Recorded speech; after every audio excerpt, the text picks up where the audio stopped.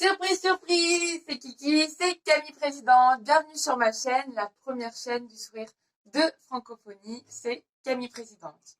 Alors aujourd'hui, je vais vous faire une recette assez cocasse en fait, parce qu'aujourd'hui on va voir comment tomber amoureux ou amoureuse d'une pâte à crêpes.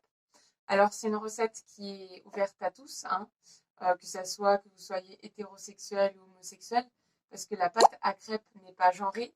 Euh, bon, c'est vrai qu'on dit une pâte à crêpes, mais on dit bien un collant, et pourtant ce sont plus de femmes qui portent de collants que d'hommes. Donc voilà, tout le monde est bienvenu pour tomber amoureux ou amoureuse de cette recette. Alors je vais faire une recette magique, vous n'aurez même pas besoin de fouet pour mélanger parce que c'est une recette qui va être sans grumeaux. Comment on va faire? Alors tout simplement, on va d'abord prendre 250 g de farine qu'on va verser dans un saladier. Ok. On va prendre 60 g de sucre. Alors moi j'ai plus de sucre normal, donc je vais faire un mix entre sucre de fleur de coco et cassonade. Alors moi le sucre, comment dire, j'y vais plutôt à l'œil, hein. 60 g, on voit à peu près, enfin si vous cuisinez un petit peu, vous voyez à peu près ce que ça fait 60 g. Donc voilà, je fais un mix fleur de coco, cassonade. Mais c'est vrai que c'est mieux d'avoir un sucre fin pour la pâte à crêpes, hein. Sinon là la cassonade, je ne sais pas ce que ça va donner.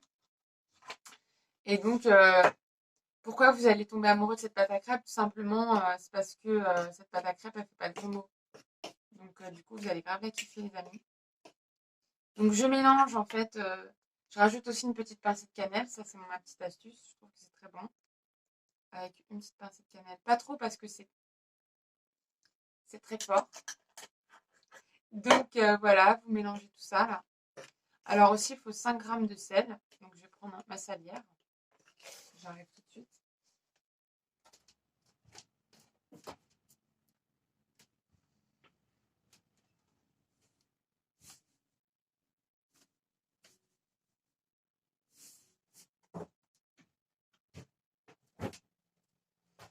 Magie! Voilà, 5 g de sel. Et on mélange tout. Alors, le but, c'est que là, en fait, avec les 250 g de farine, les 60 g de sucre et les 5 g de sel, on a une masse sèche de 315 g. Et le but, en fait, la recette sans gros mots que vous allez trop kiffer, les amis, c'est vous mélangez le tout déjà. Et après, vous allez ajouter 3 œufs. Donc, 3 œufs. Voilà. Et vous n'allez pas mélanger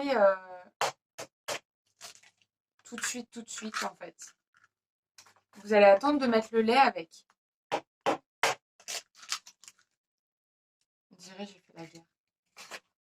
Voilà, vous avez vos 3 œufs et après il va nous falloir 40 centilitres de lait ou 400 ml de lait, c'est comme vous voulez. Donc, je prends les 40 centilitres de lait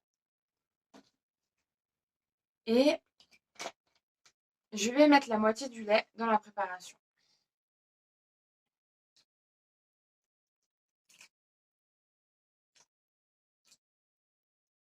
Voilà. Et c'est qu'à ce moment-là que vous allez pouvoir tout mélanger parce que parfois dans des recettes vous mélangez des œufs avec, enfin voilà, un peu tout de façon désordonnée. Et là en fait dans cette recette, vraiment, c'est seulement à ce moment-là que vous allez mélanger. Et là vous allez voir que c'est magique parce qu'il n'y a pas de grumeaux. Vous pouvez faire ça avec un fouet, mais même avec la fourchette, en fait, ça marche. Parce que c'est vraiment une recette magique. Vous allez voir, vous allez mélanger. Alors moi, j'ai pris de la farine T110. Normalement, c'est de la T55. Je ne sais pas trop à quoi ça correspond. C'est l'être. Enfin, ça doit être des variétés de farine. Donc là, on dirait plutôt de la farine de sarrasin. Et là, miracle, en fait, il n'y a pas trop de grumeaux, en fait. Il n'y en a même pas du tout. Parce qu'on a mis autant de masse sèche que, en fait, de masse liquide. Donc, on a 315 g de masse sèche, plus avec les œufs, les 3 œufs et le lait, ça fait tout pareil. Vous avez tout bien mélangé, qu'il n'y a pas de grumeaux et que vous allez trop kiffer cette recette. Moi, je vous conseille, en fait, il n'y a pas de beurre dans cette recette de pâte à crêpes. Mais vraiment, le truc qui va tout changer pour moi, c'est à chaque fois que vous allez faire une crêpe après, donc vous allez un peu mélanger. Attendez, les amis. On finit de bien mélanger, il n'y a pas de gros mots, elle est lisse, elle est trop belle. Alors en fait, oui, j'ai pris la T110 parce que c'était une farine avec plus de protéines. Donc je me suis dit que ça serait peut-être mieux. Pour les sportifs, c'est pas mal. Donc après, voilà, vous finissez par ajouter le reste de lait. Là, vous avez une pâte à crêpes, mais super. Alors, c'est une recette de maître crêpier, donc c'est une des meilleures recettes que j'ai goûtées tout simplement. Mais c'est vrai que sans la petite astuce de mettre du beurre à chaque fois que vous allez mettre en fait dans une poêle bien chaude votre crêpe, ça n'a pas du tout le même goût en fait. Donc pour que les crêpes elles soient bien moelleuses et qu'elles aient un bel aspect, il faut vraiment que vous fassiez fondre une noix de beurre à chaque crêpe. Donc vous attendez que le beurre soit un peu bruni, avec une couleur un peu marron quoi, pour après mettre votre crêpe. Ça va donner un petit goût, comment dire, de noisette en fait à la crêpe. Et il faut vraiment faire ça avant chaque crêpe. Et c'est ça qui donne un petit goût très sympa à la crêpe. Vous pouvez aussi rajouter des zestes de citron. Là, je ne l'ai pas fait parce que j'en ai plus. Mais voilà, la crêpe, là, j'ai hâte de voir ce que ça va donner avec une farine T110. Normalement, je fais ça avec la T55. Donc voilà, elle a une couleur un peu de crêpe sarrasin. J'espère que ça va être bon. Et ben, on se retrouve pour la dégustation. À tout à l'heure. Voilà.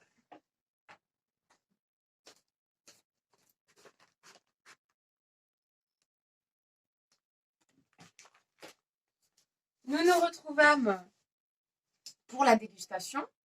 Alors là, voilà, on voit deux belles crêpes qui ont pris des belles couleurs, je trouve. Là, cette farine, elle donne un peu l'impression d'une crêpe sucrée, mais mi-sucrée, mi-sarrasine. Mais c'est vrai que la coloration de la crêpe est très très jolie. Plus jolie qu'avec la farine T55. Alors, est-ce que c'est bon? Je sais que déjà, le goût du beurre, pour moi, c'est le top, hein, comme je vous ai dit, de mettre le beurre juste avant.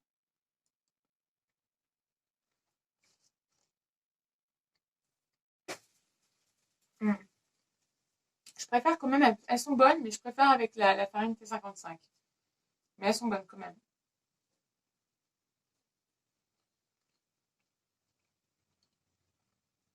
En fait, elles sont assez moelleuses, hein. Non, elles sont quand même pas mal du tout. Elles sont quand même assez moelleuses. Mm.